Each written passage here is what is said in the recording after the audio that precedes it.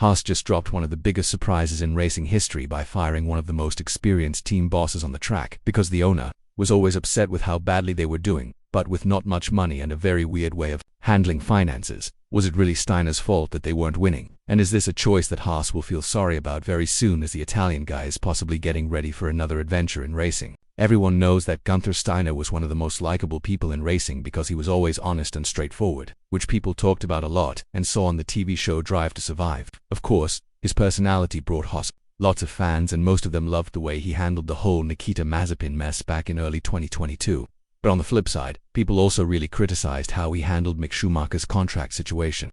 So basically, he was a guy who people either really loved or really didn't like, but he had tons of experience and knowledge, but somehow all that experience didn't help Haas perform better. And when you think about how the team came in 5th place in their 3rd season ever since they joined in 2016, going downhill from there has been pretty disappointing, to say that least. Haas has had problems with lots of their drivers, and having 2 new drivers in 2021 didn't help them win much, which is why Steiner famously said he was done with new drivers and from now on he only wanted experienced drivers. Even though Haas didn't spend money on the whole 2021 season and focused mainly on 2022, it didn't bring the results that fans and the team owner wanted, finishing dead last in 2023 and a so-so 8th place in 2022. This is the main reason why Steiner had to take the blame for the team, according to what Gene Haas said.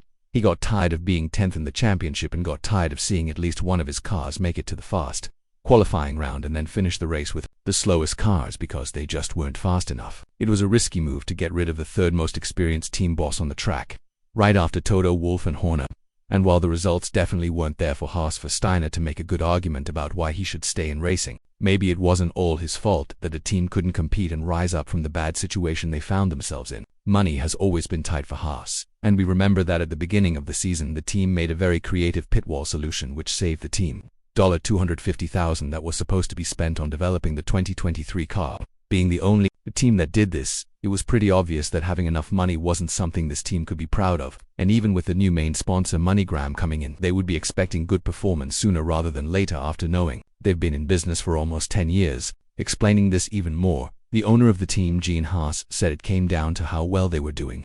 Here we are in our 8th year, over 160 races, we've never had a podium. In the last couple of years we've been 10th or 9th. I'm not sitting here saying it's Guenther's fault or anything like that, but it just seems like this was the right time to make a change and try a different direction, because it doesn't seem like continuing with what we had is really going to work. I think Guenther had more of a people-person approach to everything with people. He was really good at that.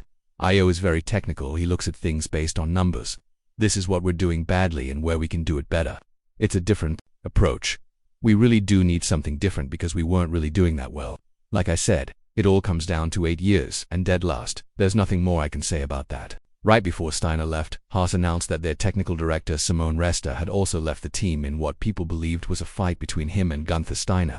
But as Martin Brundle said, once you only hear from one side, then you know there's a fight happening in the team and you know that one of the people involved got treated unfairly. Adding in a tweet about what's happening at Haas right now, one that Guenther will talk about on Saturday with David Croft. Martin Brundle wrote, "Always important when the person leaving isn't quoted in the press release, it tells you there's tension."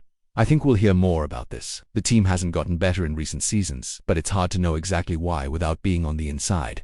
Good luck Guenther and Haas. As I mentioned earlier in this video, keeping up the good performance from Saturday to Sunday was the biggest challenge that Haas faced. And in some of the things that Hülkenberg said, it was pretty disappointing to learn about where the car was headed with the special car that Haas brought to Austin. It was one of the biggest letdowns that the team could have faced, showing they clearly didn't know what needed to be done with their car to make it perform better.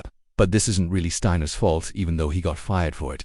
Haas always had a weird way of doing things. They basically buy most of the parts that aren't on the banned list, which are now called transferable parts, from Ferrari, like the suspension, gearbox, rear crash structure, and other inside parts. When it comes to the main body of the car, Dallara, the Italian company, is responsible for building this very important part of Haas's car.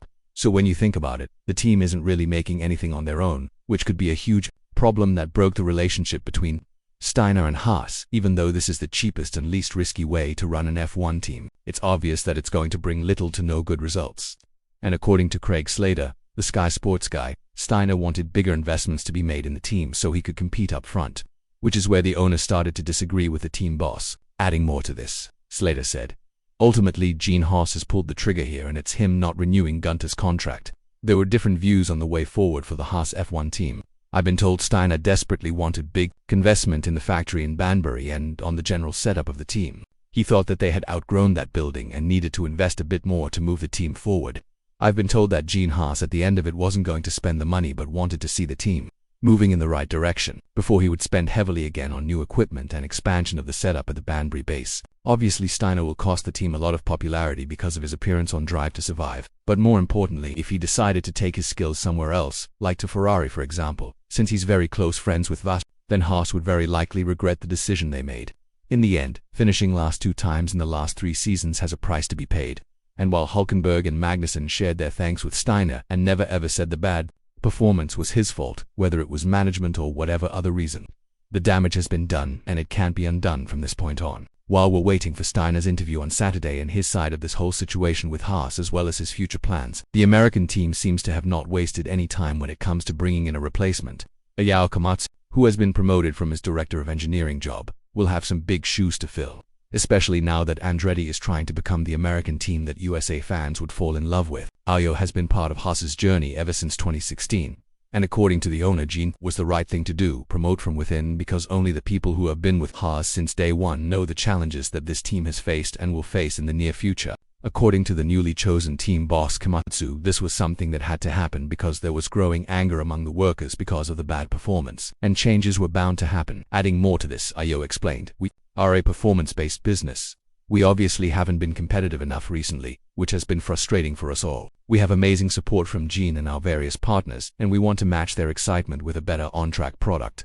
We have a great team of people across Kannapolis, Banbury and Maranello, and together I know we can achieve the kind of results we're capable of. I'm naturally very excited to have the opportunity to be the team principal of Haas F1 team, having been with the team since its track debut back in 2016. I'm obviously passionately invested in its success in F1. I'm looking forward to leading our program in the various competitive operations internally to ensure we can build a structure that produces improved on-track performances. This move by Haas will definitely give an answer to one question, whether the lack of good performance has been because of the management and people factor rather than the money factor, which is very likely where the views of Guenther and Gene started to move away from each other. As for Steiner, it's obvious that he will be a very wanted high-profile person for any team out there because of his experience and knowledge, and even if he does accept a job that's below team principal, he would be a huge addition to any team that would be smart enough to use his talent.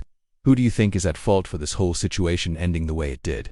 And more importantly, where do you think Steiner will end up in the next chapter of his career? Let us know in the comments below.